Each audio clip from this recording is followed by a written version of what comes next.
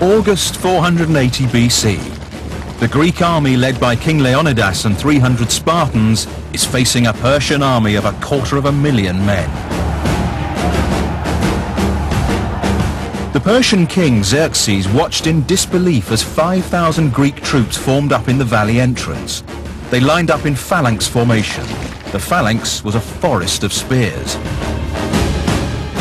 The commander would signal for the push, rear ranks pushing forward and pressing their shields against the backs of the men in front, and you pushed against the forces opposing you and literally tried to shove them backwards and drive them off the field.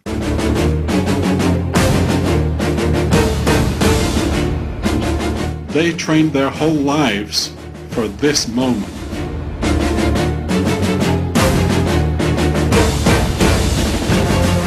This phalanx was 18 men deep and 64 across. Their shields overlapped like the scales on a serpent's back, virtually impenetrable. The first three ranks lowered their spears and rolled forward towards the Medes.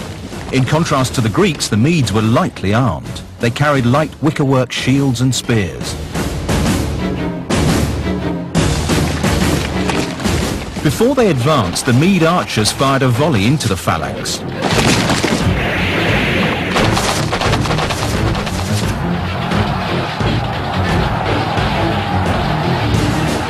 Leonidas sent in more Greeks to reinforce the phalanx, pressing their weight into the backs of their fellow troops.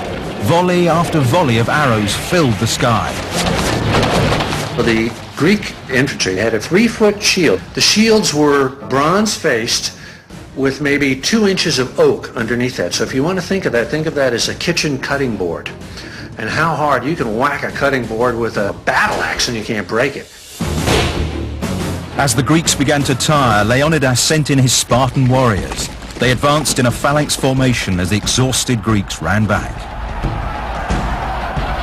As they would advance, they would be talking to each other and inspiring each other, encouraging each other to advance while these other people are advancing towards you. I mean, as each step got closer and closer, the terror must have been unbelievable. The highly trained Spartans slaughtered all in front of them.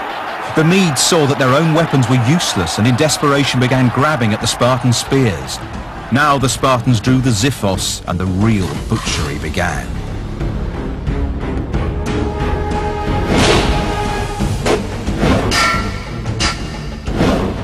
Are you hungry? Are you tired?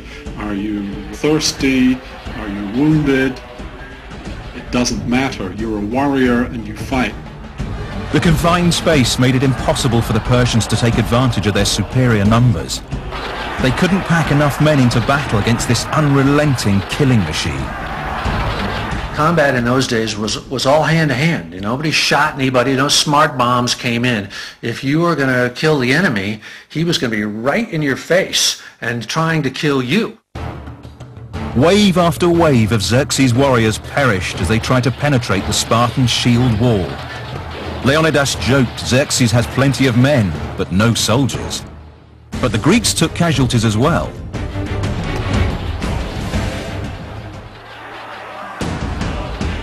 As the battle moved into the second day, the Persians could make no headway. They were simply not prepared for this kind of fighting, far removed from the wide open plains of the east, where cavalry, chariots and light infantry could decide the outcome. Sitting on his hillside throne, Xerxes became more and more agitated, jumping to his feet every so often, like a spectator at a football match. Xerxes just said, hey, you guys go out there and take that pass, kick these guys out of the way. And these lightly armed Medes went up against the heavily armed Greeks, and the heavily armed Greeks kicked their butt. Xerxes decided to play his trump card and send in the immortals. There might have been hundreds of thousands of soldiers on the battlefield, but now the combat was between two fighting elites. 10,000 Persian immortals against what remained of 300 Spartans.